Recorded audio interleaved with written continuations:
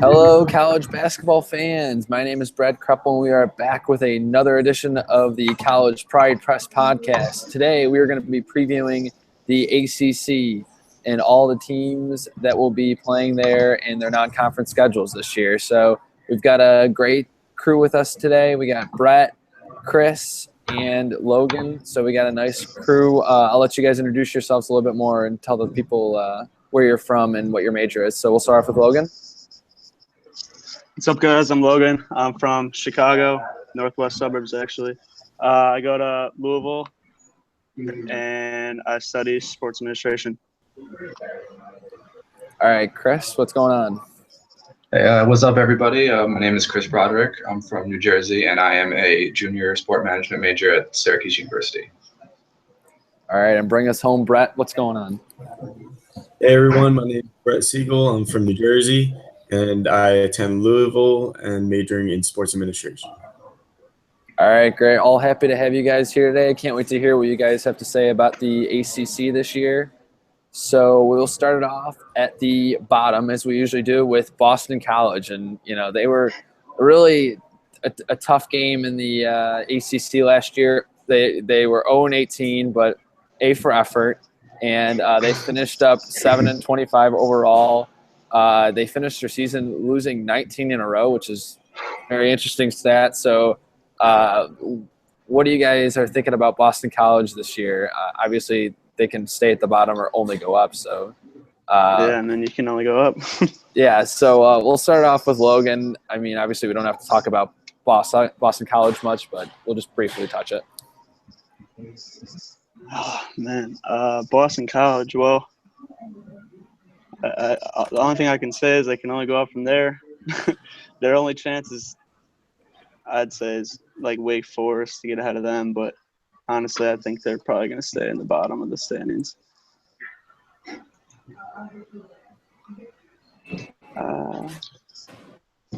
Let's see. Oh, shit.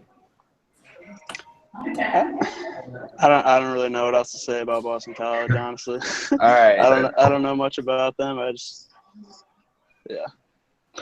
Yeah, I mean, like Logan said, there's not really much to say about them. They were like you said before, they were 7-25 last year, which I believe is the worst finish of any ACC team in history. So it's really hard to do worse than that. So they will probably do better, but it's really, really hard to tell at this point. And honestly, it's been months now, and I still feel bad for that senior who gave the interview at the end of the year after they lost in the ACC tournament, where he said his best moment of his entire 4 years was when they went out to eat together. So I remember that was the most memorable moment of Boston College's season, was that one interview of the kid talking about them going to dinner. All right, Brett, what are your thoughts here? Well, Boston College opens up the season tomorrow along with everybody else, home against Nichols, I'm sorry. Then Tuesday and Sunday they got Maryland Eastern Shore and Stony Brook, and then following that, Towson. So, I mean, there's no reason why they shouldn't be 4-0 there as an ACC team representing a power conference. If they lose any of those games, I think it's pretty clear what kind of season they're going to be having. It's going to be a repeat of last year. But they should at least win a fair amount of games this year. Their out-of-conference schedule is not hard at all. They're going to be facing teams like Harvard and Auburn, which will be tough for them, especially with maybe one recruit they got this past year that was even had a start in the ESPN ranking. So they're not going to win an ACC game this year, I don't think. But as they develop as a squad, maybe is later on in the season, no one knows yet, but I think that they'll get things together within the next few years and go back to the days when Olivier Hamlin was there and Boston College was actually a contender. Yeah, Boston College is going to be in for a long season. Ken Pom has them losing every game after the December 21st game against Fairfield. So that's a long losing streak that Ken Pom is predicting for them.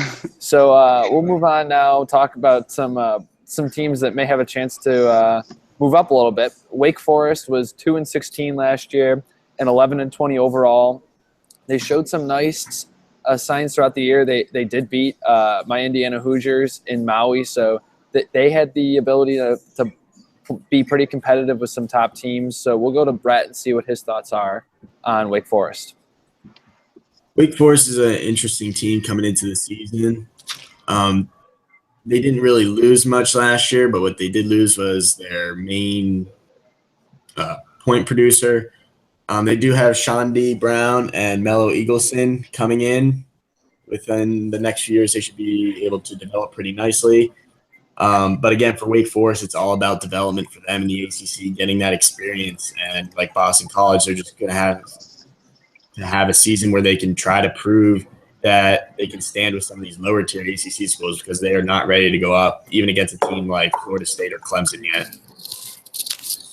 Okay, Chris, what are your thoughts here on Wake Forest?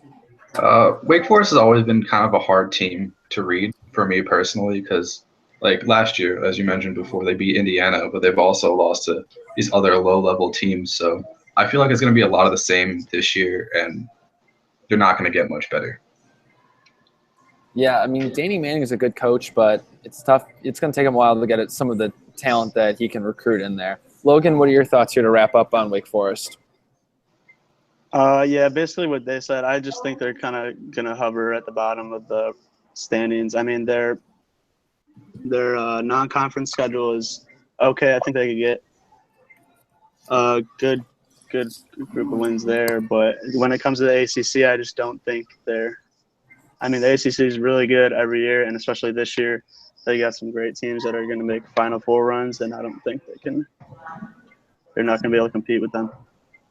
Yeah, I think they're definitely going to move up, but I just don't know if they're going to be able to close out some of the key games in the ACC that they're going to need to really make enough noise.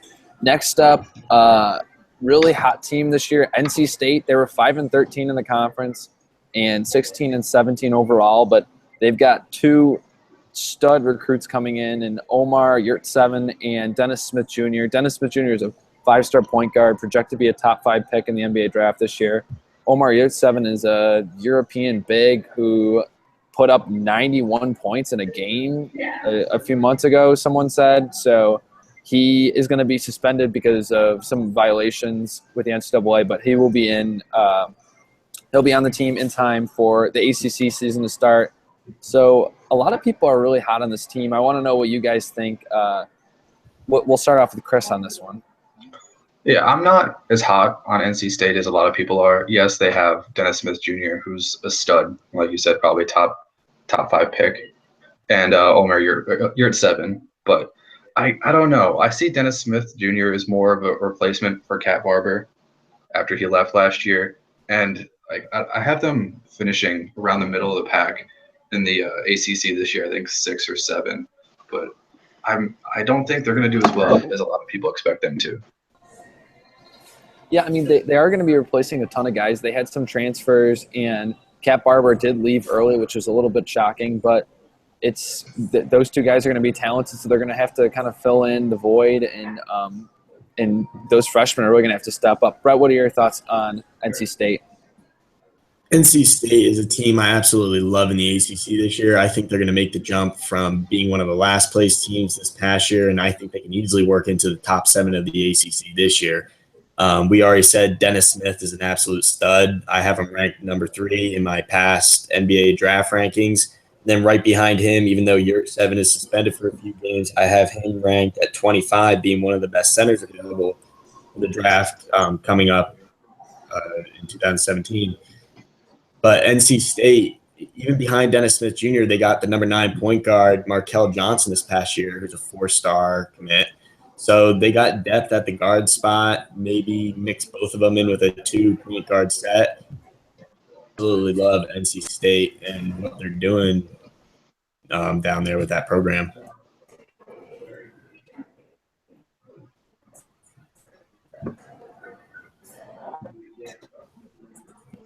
I like that you brought up that secondary point guard that they had. He could be key. Logan, we'll let you wrap up here on NC State. Yeah, I mean, I like what Brett said too. I think they have a chance to do something this year. I like the group of freshmen that they brought in, honestly, a lot. I like Dennis Smith Jr., and I think I don't know. I think they're going to stick right at the middle. I think they're about at like the 6 or 7 range, just right in the middle of the pack. Yeah, I think they're going to be in that second tier. I don't think they can hang with the Dukes, the UNC, Virginia, maybe even Louisville, but I think they'll be right in there with Notre Dame, Miami, Virginia Tech. So they'll be right in that middle of the pack. One player I want to bring up for NC State was Maverick Rowan. He's a 6'7" wing who last year I watched a couple NC State games late in the year, and he really impressed me with his jump shot.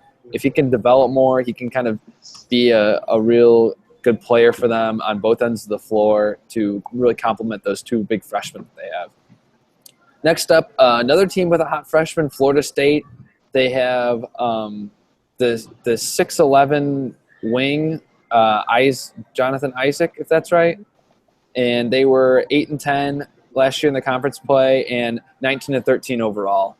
So we'll go to Logan here and get his thoughts on Florida State. Florida State, I project them to be about in 11th of the conference. I like their talent that they have, but I don't think they could compete with, the top of the ACC.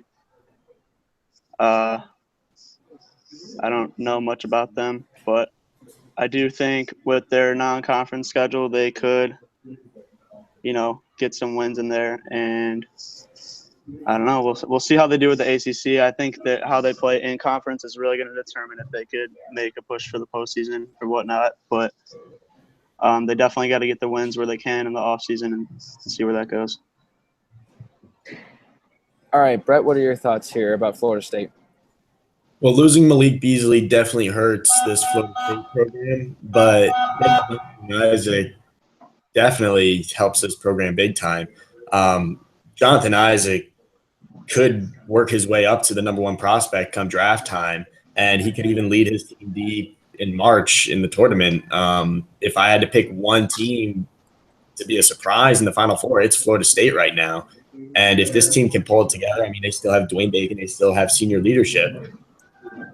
They open up ACC play in December against Wake Forest and then Virginia Tech and Duke. So within those first 4 games, I think we'll get an idea of where they'll stand in the ACC. But if they come out and start playing like the team that I believe they will play as, I think Florida State could be a very dangerous team in the ACC this year. Oh, definitely. Florida State could definitely be a really good team in the ACC this year. They've got a lot of talent with Bacon coming back, and Isaac is really an intriguing prospect everyone's going to want to watch. So let's go to Chris to wrap up on Florida State. Florida State is another one of those teams that I have a hard time reading because last year I thought they would do a lot better than they did with the team they had with Malik Beasley, with Bacon, and with Rathan Mays. But they kind of underperformed, and I feel like with Jonathan Isaac, they'll do better, but I don't expect them to do much better. Probably around 8th in the ACC, I think. Yeah, I think they're going to be. If I had to pick between NC State and Florida State, I think NC State is going to be on top there, but I think Florida State's going to be right there in that second, third tier. If they can kind of finish games, and depending on the home court advantage they have, they could be a force at home against some of the top teams. But I don't think they can. I can't see them going on a road and winning a game against one of the big dogs in the ACC. So next up, we're going to talk about Georgia Tech, who they have a new coach now, John Pastner.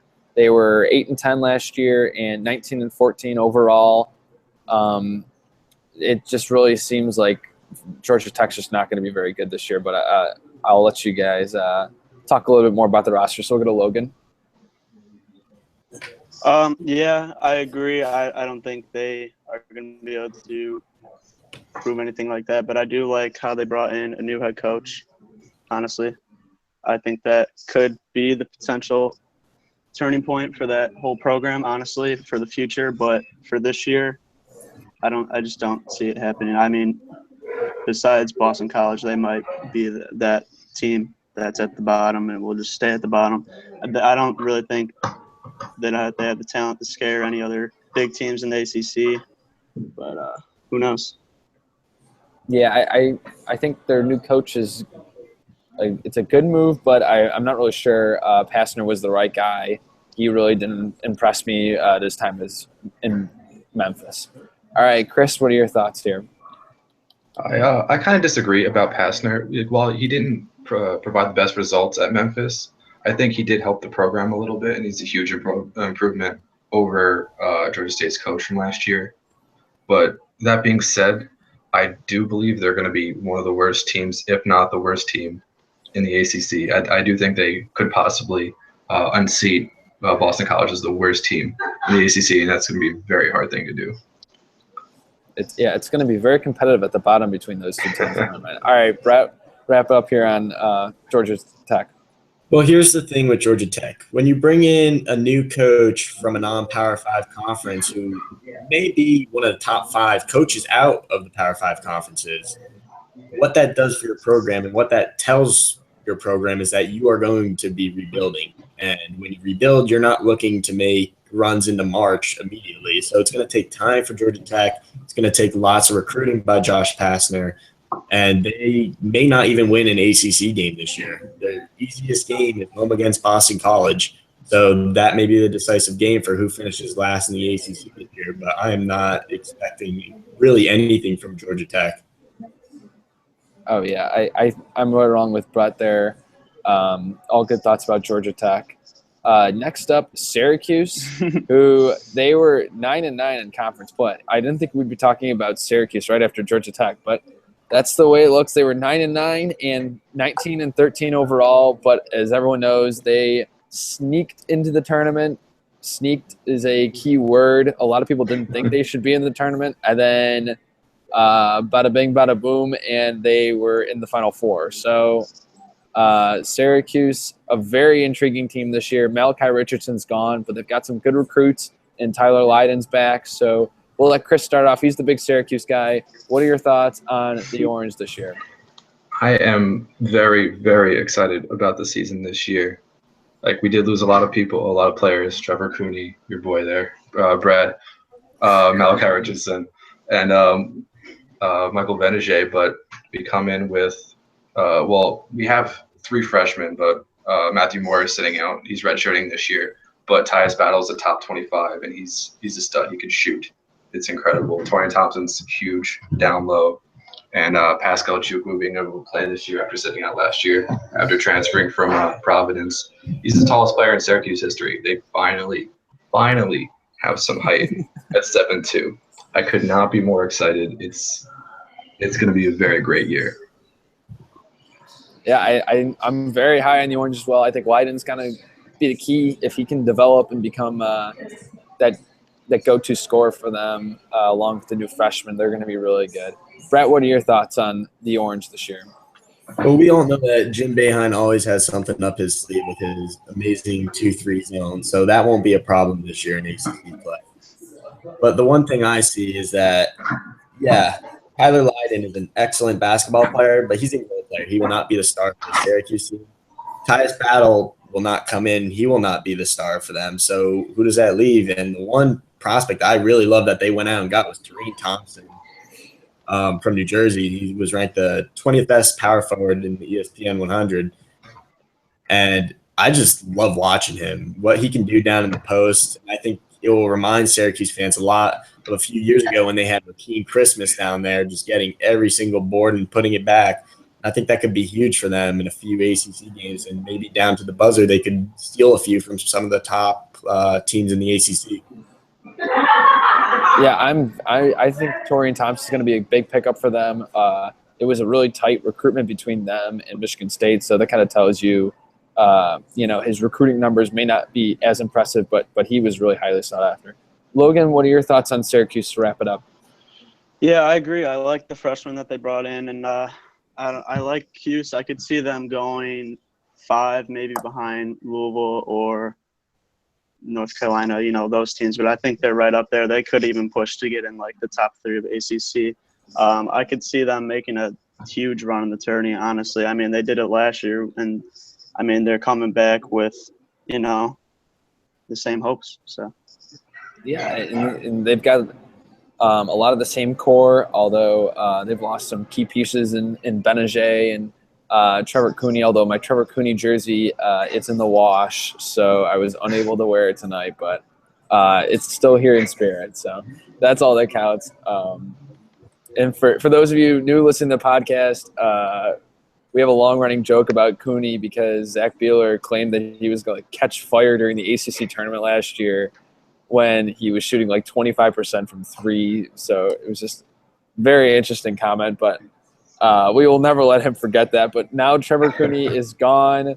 Hopefully Leiden can step up and drain some threes in his place. So next up, Pittsburgh. They've got a new coach, Kevin Stallings, and they were 9-9 last year, 21-11 overall. Jamie Dixon is now at TCU. So interesting kind of coaching carousel there, but they've got a new coach and they've got a couple of really good players. So I'll throw it to Brett to start off on Pittsburgh. Well, I think Pitt is going to start off good. They play nobody their first two games, and then they got a match against SMU, and then Yale after that. And I think those are two straight losses for this Pittsburgh team. I don't understand what they were doing this offseason, having Jamie Dixon leave. He's definitely one of the top, or was one of the top coaches in the ACC, no doubt, and he was doing a good job there. I mean, yeah, they weren't where they should be, but they were doing good enough for what the program needed. Yeah, it was a disappointing season last year for the talent they had, and it's going to definitely be a disappointing season this year. Once again, it's the same situation with Josh Pastner going to a new team in the ACC. When you bring in a new coach, you're looking for change in a program. It's not like they brought in Coach K or Calipari to run this program. So it's definitely going to be, again, rebuilding for Pittsburgh, and they're probably going to end up bottom three in the ACC because of it. All right, Chris, what are your thoughts on Pitt? Well, I'm a little bit higher on them just from watching them come to the Dome every year and seemingly either beat Syracuse or play a very close game. They're a very, very tough, scrappy team. And I think, like, while losing Jamie Dixon was huge, I think bringing Kevin Stallings was a really good move. Like what Brett said, bringing in a new coach does show that you're kind of rebuilding, but I don't think they'll be as bad as that. I think they'll be probably around 10 in the ACC. They'll probably win a few games they probably shouldn't somewhere throughout the season just because of how hard they play. Yeah, I think how hard they play, and I think their home court advantage is going to help them push them over the top for a couple games. Logan, we'll go to you to wrap up. Yeah, I like what you just said there. I mean, Pitt at home is kind of scary. I mean, they can scare the big ACC teams, but this year, I don't know. Like you guys said, losing Jamie Dixon was really huge, and I mean, we'll see what the new coach can do. But bringing back the double-digit scores and the seniors and Michael Young and Artis, I mean, we'll see what those two can bring. But besides that, I don't really see them. I think they're just going to stay where they were. I think maybe like 12, that range. Yeah, I once again, if I was picking them against NC State, I'd still pick NC State. So I think they're going to be right 9-9, maybe 8-10 next year. And they'll kind of bottom out there and kind of plateau. Next up, Clemson, who they never seem like they're a great basketball program, but their record was 10-8 last year and 17-14 overall. So they're a decent team, and the one thing that they have is Jaron Blossom Game, who is a really impressive player. Almost left for the NBA draft, but decided to come back to try to raise his stock. And I know my roommate Duncan's really high on Blossom Game. He's played with him a bunch, so he knows his game pretty well. And he is the kind of guy that can really turn a team upside down, kind of like TJ Warren did with NC State a few years ago. He's a really good player. But other than that, I don't really know what kind of pieces they have. So I'll throw it to Logan to start off here on his outlook on Clemson this year. Yeah, like you said, Jaron Blossom Game is, I mean, he's a great versatile player. I don't know. I mean, they brought in some good transfers that could possibly make an impact. I think it just depends how the team chemistry goes with the transfers and the star player. But I don't know. I think they're going to be one of those teams that when it comes to the tournament, they're going to be on the bubble They're going to have an average ACC record. I think they should do fine in their off season, but it just depends. I mean, they got a star player on their team, so anything can happen. All right, Chris. Yeah, I think Blossom Game not leaving for the NBA last season kind of saved them this year because without him, they don't really have much. Like, so if he had left this season, I would have them potentially in the bottom 3 of the ACC. I don't really see anything else there that proves they could win against these other ACC programs. And Blossom Game's going to probably have another huge season this year, which will help them out a lot and probably throw them in the middle of the pack. But there's nothing really else there. Yeah, I completely agree with you. Other than the Blossom Game, there's really nothing much there. He's going to have to really carry the load. Brett, we'll let you wrap up on Clemson. Well, the thing with Clemson is they're a very scrappy basketball team, and they really don't have anything behind Jerome Blossom. That's fine for them because they adjust to the way he's playing each game. If you remember last year when Clemson just started getting hot and taking down all these ranked teams, they were home for a lot of those games. And look at their schedule this year. They got North Carolina, Virginia Tech, Syracuse all coming to Clemson. Those are all going to be games to watch, especially when Jerome Blossom game's on the floor. He did come back from NBA tryouts. He came back for his senior season. So he does still have things to work on, but he's going to immediately step into that leadership role like he did last year. He's going to be the same type of player as last year producing for Clemson. The only difference now is that he could give Grayson Allen a run for ACC Player of the Year. He's going to be kind of like you said, TJ Warren a few years ago. He's going to kind of be like Cat Barber from a year ago, just scoring in bunches. And there's no really game plan to stop him. It's how you stop everybody else from scoring. Jerome Blossom is the only one scoring out there for Clemson. Yeah, I think that's so true. Everyone's really on the same page there. That's going to be Blossom Game and then, kind of 4 other guys just out there with him. Next up, we're going to be talking about Virginia Tech, a team I am very high on with Buzz Williams coaching. They were 10-8 in the conference play last year, 19-14 overall, but they've got a lot of guys coming back, and they play in the ACC, so they're going to have plenty of chances to play top competition, especially at home. So we'll go to Brett to start off on this one about Virginia Tech and the Hokies. Well, Virginia Tech for me is really unpredictable. They looked good last year and they looked bad last year. They came out to a lot of games and sometimes they looked like Boston College at others. But, I mean, that's always going to happen with every team. They're going to have bad days. But Virginia Tech, if they really want to maintain the top-tier rating in the ACC, they really still do have a lot to prove. They took down some, in my opinion, average top 25 teams last year. And this year, they definitely need to step up and take down some of the bigger names in the ACC if they really want to prove themselves to the top 6. Yeah, Virginia Tech's going to be a very good team. I think whether they can kind of pull off some wins at home is really going to be kind of the key to their season. Chris, what are your thoughts? I think the Hokies will have a pretty decent season this year. Like you said, they're returning a lot of people, Zach Leday, Seth Allen, and when you have a coach like Buzz Williams, you can never really do too poorly. I think he's a very, very underrated coach, and that he could potentially lead this program to some success in the future. But this year, probably just another average season like last year. Oh, wow. You're not as high as Virginia Tech as I am. I think they're going to pull off a couple of nice upsets, and they're not going to lose any tough games. Logan, what are your thoughts? I honestly think Virginia Tech could possibly get into the tournament this year. There we go. Before, I mean, they got 9 more wins than they did the year before last year. So, I mean, I just think they're constantly improving with Buzz Williams. And they got 3 seniors in their starting lineup. So, I mean, with those guys, really putting it all out there with their last season, I think they could definitely get to the tournament. And the thing with Virginia Tech, too, like last year, they had a really good season, surprised a lot of people, and I think that's honestly going to be the NC State this year. I think that NC State's really under the radar in the ACC and in a lot of people's minds. I think that they can not only did what Virginia Tech did last year, but then take down some of the top teams in the ACC. Yeah, I think that's a really good point.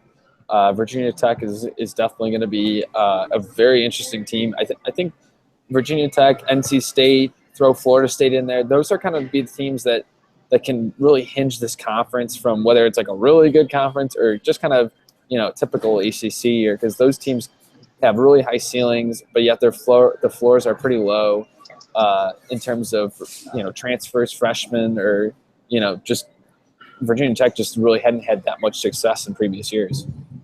Next up, we're going to be talking about the Duke Blue Devils. They were 11-7 last year in conference play, 23-10 overall, but as many people know, they are, considered the consensus number one team this year, although they have had a bunch of injuries with their top freshman, Marcus Bolden, and Harry Giles, and then Jason Tatum also has dealt with a foot injury throughout the first couple weeks of practice. So they have a lot of talent on this roster, and they're going to be a lot deeper than last year. But the question is whether they can get those guys healthy to have a big impact.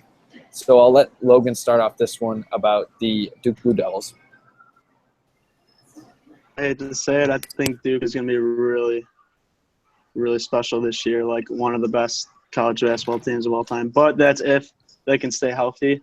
I mean, who knows with those young guys if they're going to be able to, stay healthy all year long. But they do obviously have, the best young talent in the country.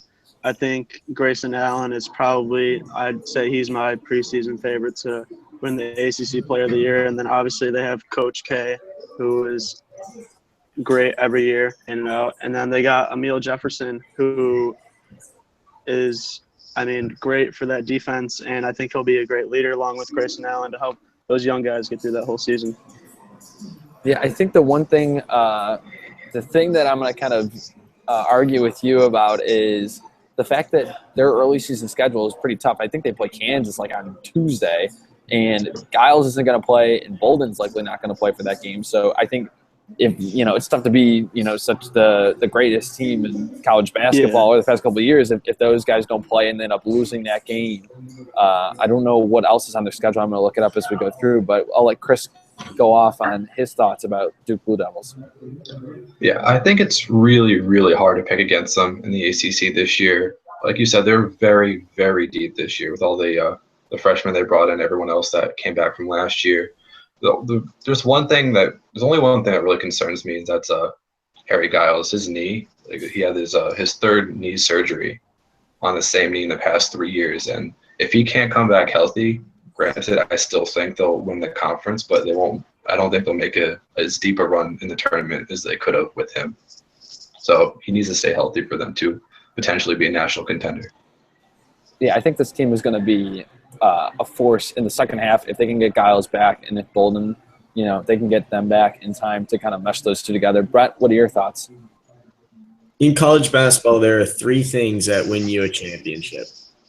You have a legendary coach like Coach K. You have absolutely stunning players in a stunning recruitment class coming in.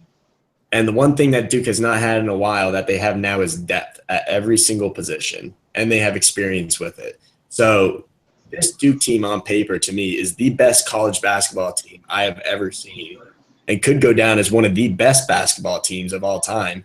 You've got talent like Grayson Allen, who's easily going to win ACC Player of the Year. There's no doubt in my mind that he'll take that. And then this freshman Duke class, who every single one of them has potential to go in the first round of the NBA draft. Looking at their schedule, they do have tests with some top teams. But the third game of their season, they play Kansas. I'm expecting a double-digit win by Duke easily. I don't think that Kansas is going to give them a test at all, and I really think Duke is going to run the table on college basketball this year and be probably the first undefeated team in a while. Do you really think they're going to be that good considering that they really don't have a true point guard like a Tyus Jones who really led that team the last time they won the national championship? I think the one player that's going to step up into that role and take some pressure off Grayson Allen this year is going to be Frank Jackson. And I think he's very overlooked by a lot of people. If you watched him in the McDonald's All-American game, this kid can do it all. And Tyus Jones, but a lot bigger than him and a lot more physical. So I really do think that there's nobody that can really withstand Duke's pressure. Yeah, I think that's true. Matt Jones is going to be a key player, although he's not as talked about as some of the other guys. I think he's really going to be key to them kind of being a glue guy for that team and getting all those freshmen in there along with Grayson Allen, who really took a ton of shots last year. Next up, we're going to talk about Notre Dame. They are 11-7 last year in the ACC play and 21-11 overall. And this team's going to have a much different look. No Demetrius Jackson, and they have Beecham is going to be one of their big players, and they have Rex Pfluger is going to be one of their big guys, but they've lost Zach August as well. So they're going to be kind of replacing some pieces, and they're going to have some returning guys really step up. We'll let Brett talk about Notre Dame Fighting Irish to start off. Notre Dame's going to be an interesting team, like you said, losing a lot of key pieces from last year. But Mike Bray is an outstanding coach, and he continues to surprise people every year with how deep his team can make it into the postseason. And that team really is a brotherhood at Notre Dame. I mean, everything that they do is together, and that's one thing that really makes a team significant. And that's what can pull you through some big games like home against or neutral site game against Villanova and Purdue. I think they're easily going to put up a fight against both those teams and could come out with W's in both of them. They got the talent for it. They got experience for it, and it's just a matter of time until this Notre Dame team really explodes. Yeah, I think it's true. They're another tough team in the ACC, and they've certainly give the top-tier teams a run for their money in the past couple of years. Chris, what are your thoughts on the Fighting Irish? When you lose as many players, as many important players as they did last year, not really bring in any same quality players to replace them, it's kind of difficult to repeat and play the same way you did last year. So I think they'll be a good team, and they'll give some of the upper level teams a run for their money. But I can't see them playing as well and placing as high in the ACC as they did last season or even the past few seasons. Yeah, I think they're going to move down a little bit. I think they're going to struggle in the non-conference, kind of getting accumulated and figuring out the new roles of the team this year. Logan, what do you think about the Fighting Irish this year? I think they'll be like an average team in the ACC. Obviously, losing Zach August and Demetrius Jackson hurts them a bunch. But I think they have good forwards in Bonzi Coulson and VJ Beecham. But I don't know. It's just hard to come back when you lose those key players that have been there, with those good teams for the past couple of years, and then to try and say that, But I think with their coach, they can do anything really. I'd say middle of the pack, maybe a little bit lower than that. I think they could give some of the good teams a run for their money, but I could see them going into the tournament as a lower seed. If that, maybe not even make it to the tournament. Yeah, I think they're going to struggle. I don't know if they're going to make it to the tournament this year. They just kind of don't have that firepower, and the guys that they're going to rely on haven't really shown me on the games I've watched that they can step up, in terms of athleticism and development and be able to kind of hold their own. I do think Rex Pfluger is going to be a really good player, though. He really impressed me. Great athlete, and with some development, I think he could be a really good player. If not, this year, then next year. Hopefully Mike Bray can, get rid of his stupid turtlenecks, because that's the most annoying thing about Notre Dame basketball ever. All right, next up, we're going to be talking about the Louisville Cardinals. So I'm sure Logan and Brett are ready to rock and roll about Louisville. 12-6 in conference play last year, 23-8 overall. And just to start it off, 2 words, and I've been saying these 2 words about Louisville for a long time now. Anas Mahmoud, the big Egyptian, is going to have a huge year. All right, we'll let Logan take over from there. Yeah, I agree with that. I mean, look at the size that they have. They're unbelievably big. I mean, Anas Mahmoud, I like the freshman that they brought, VJ King. I think he has potential to be a really great player. within the next couple of years. I mean, this year he's obviously going to play a big role, but I think within the coming years he's going to be great. Donovan Mitchell is probably one of the most exciting players to watch.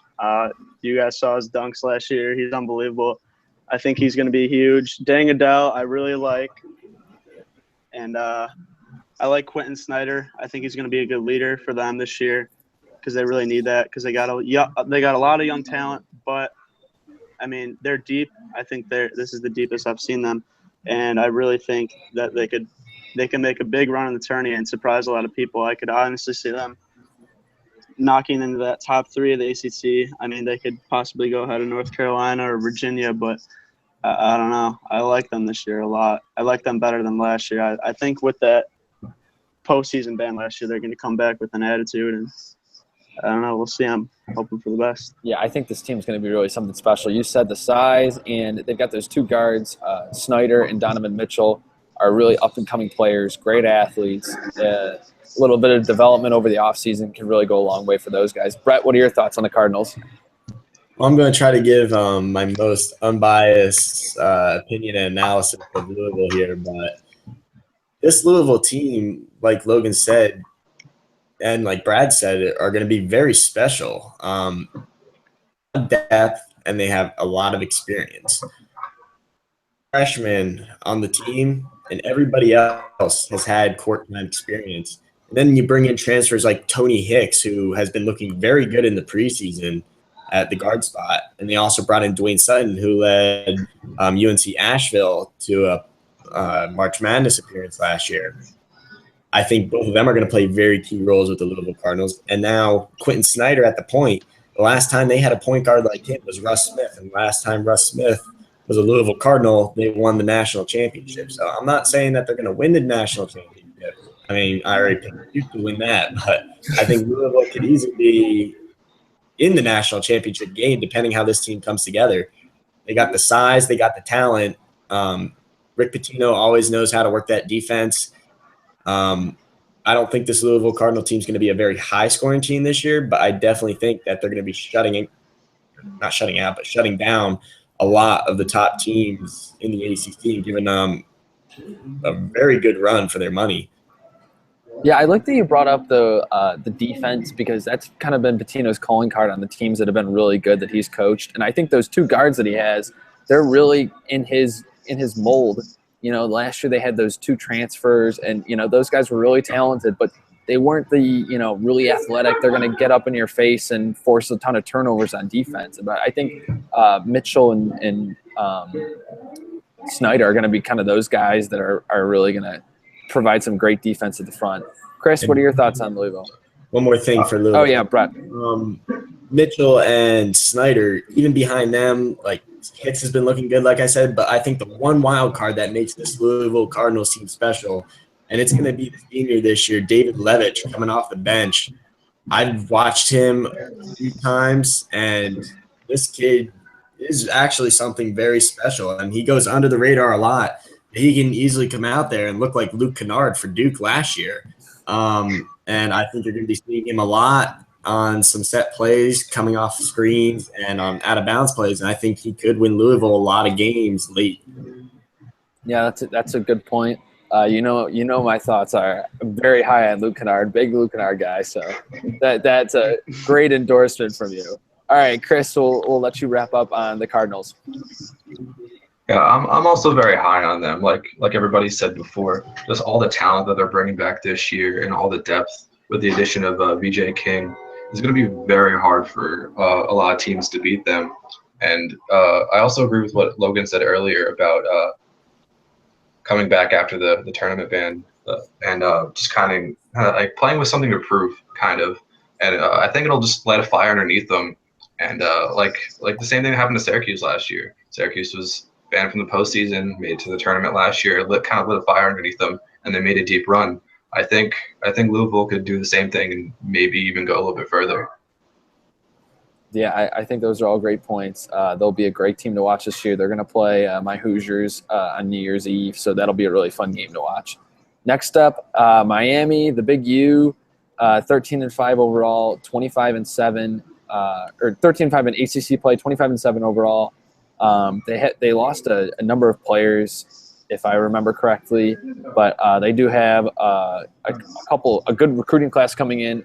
One freshman that I wanted to note was Bruce Brown, big shooting guard, great defender. I think he's going to be a really good player for them. Other than that, I'll let you guys take it away on Miami. We'll go off with Brett first. Miami last year surprised a lot of people when it came tournament time. A lot of those seniors came together and really delivered for them down the stretch. I like how you brought up Bruce Brown. I think he's easily going to step into a big role for Miami this year.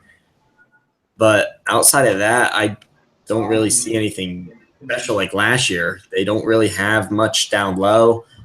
They have Bruce Brown, so he's going to try to be the focal point of this offense with Reed. But it's going to be interesting what this Miami Hurricanes team looks like and how they really stack up in the ACC. They're at a conference schedule that no one's going to give them a fight.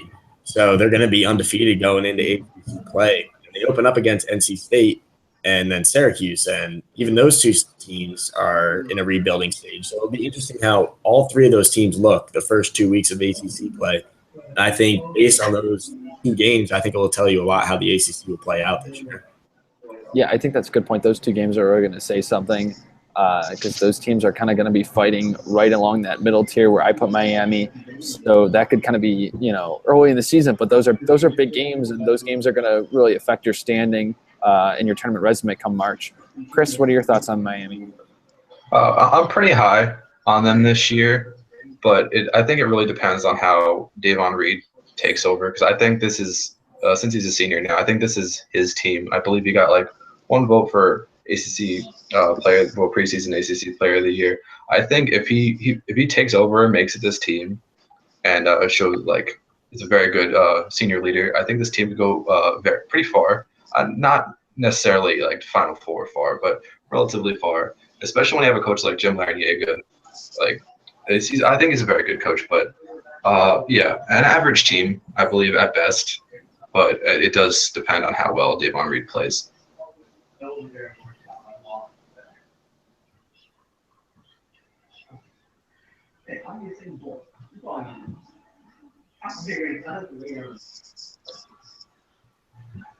we lose Brad? We might have lost Brad. One thing with Miami, too, is that they don't really have experience down low like they had with Jakiri last year. Chris, I don't know what your thoughts are, but, I mean, they have two freshmen coming in this year with Rodney Miller at the center spot and Dwan Huell. One is 7 foot, another 6'11", and then they also have a returning sophomore who's 6'10". So it will be interesting if they go kind of like in football, how there's a running back committee sometimes. They may go committee by big down there. They throw in a lot of bench and see what happens there. Yeah, I agree with what you said. I like the big guys that they got, but, I mean, they're a young team. I mean, with the 10 scholarship players that they have, 6 of them are freshmen or sophomores, and that's pretty young. I mean, with Reed and Murphy coming back, I think that's really going to be the focus point of them to carry this team. But I like the freshmen I like Bruce Brown, definitely.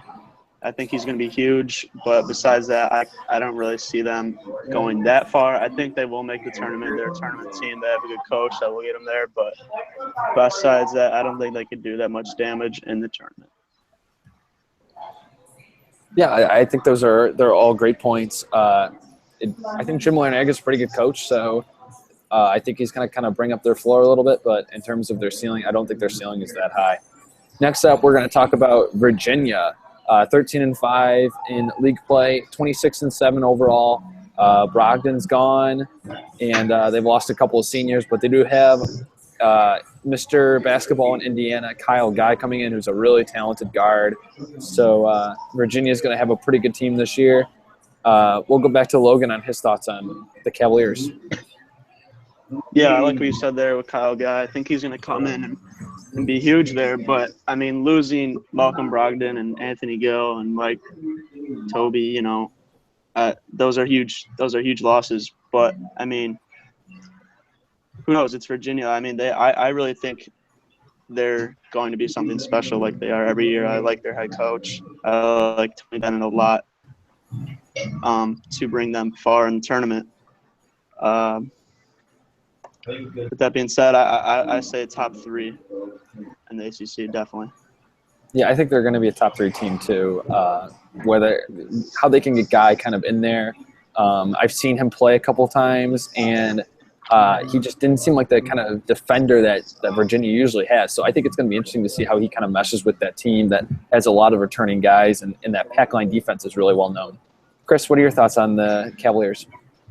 I'm very interested to see how they do play this year because, like both of you said before, they did lose a lot of key players from last year's team, but they brought in Kyle Guy, and they never seem to be a bad team, no matter the roster they have.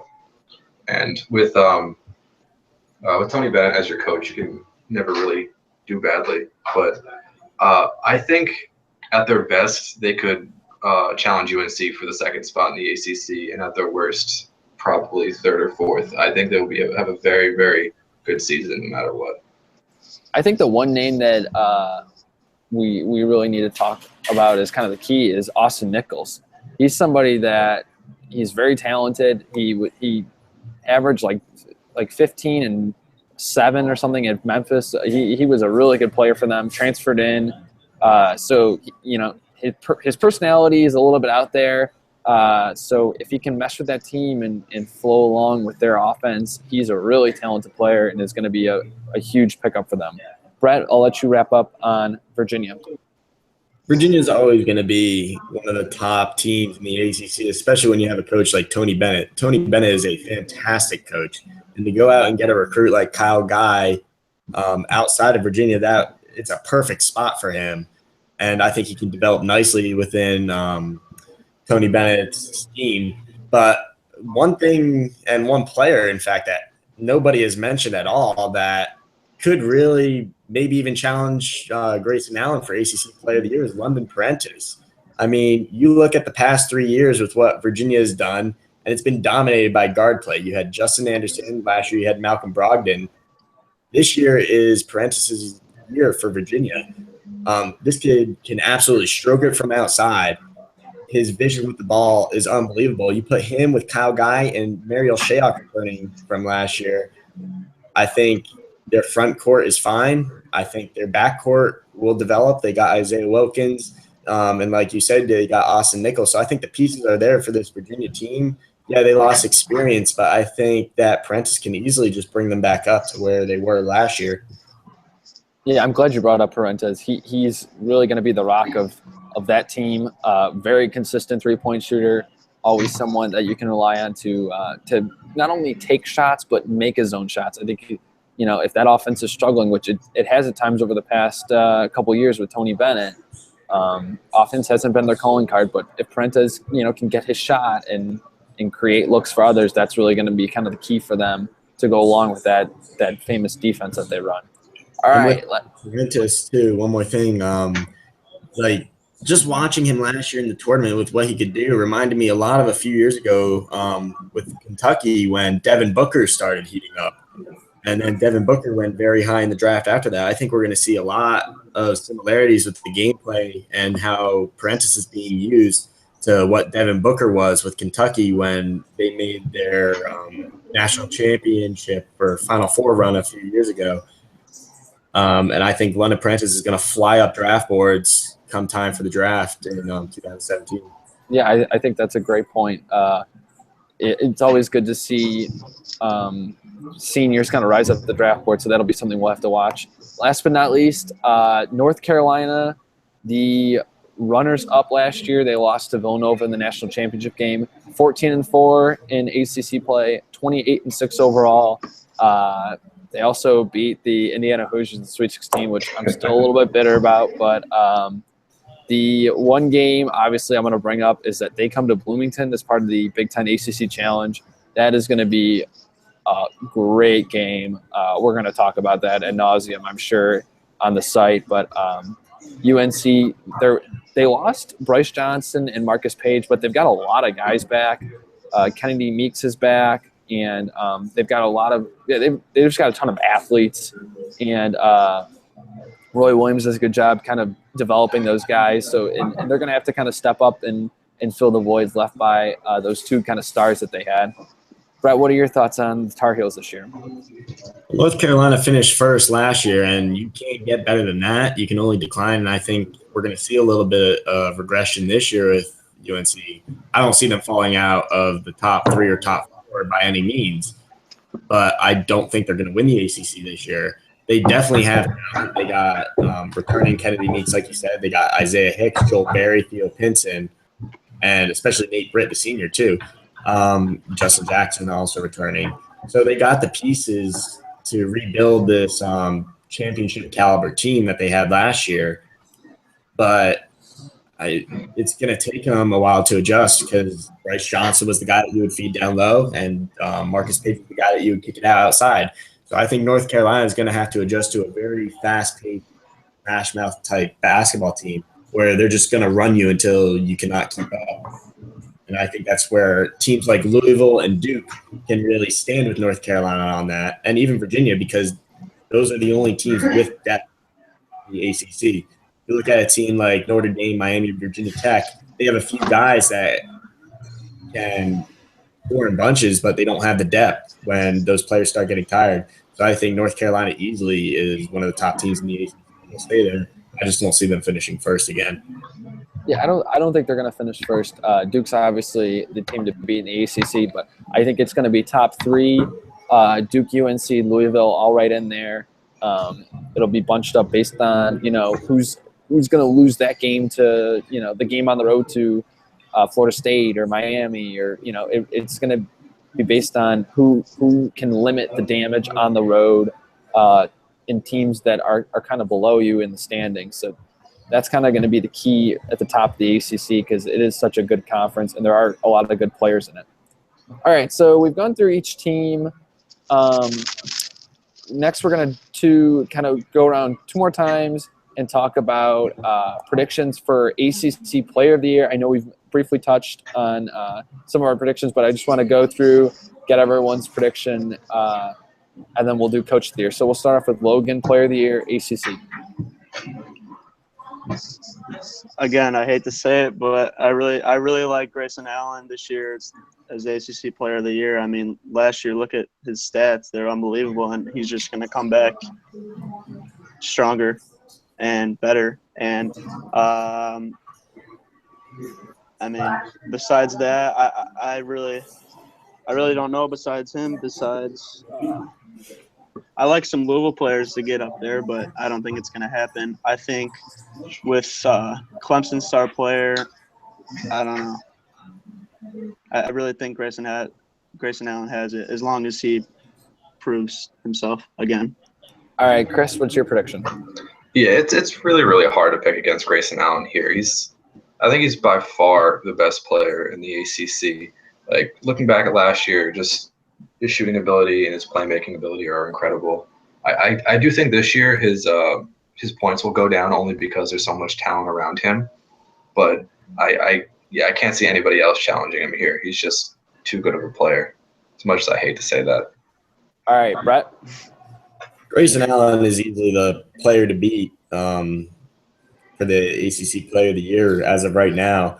And I think the players capable of keeping up with him are Jerron Blossom Game from Clemson. I really do think London Parentes is going to give him a run for his money for that. And I think the freshman Jonathan Isaac down in Florida State, I think he's really special. And he's a great recruit for Florida State, and especially for their rebuilding process. I think he's going to surprise a lot of people this year. He's easily going to finish top 3 for ACC Player of the Year. It's just a matter of time until this kid develops into a true NBA prospect, kind of like an Andrew Wiggins type player now. Yeah, those are good predictions. I don't know if Jonathan Isaacs is – I think he's going to be a little bit more raw than people are expecting this year. I was just watching tape on him the other day. My pick, he's been mentioned, Jerron Blossom Game.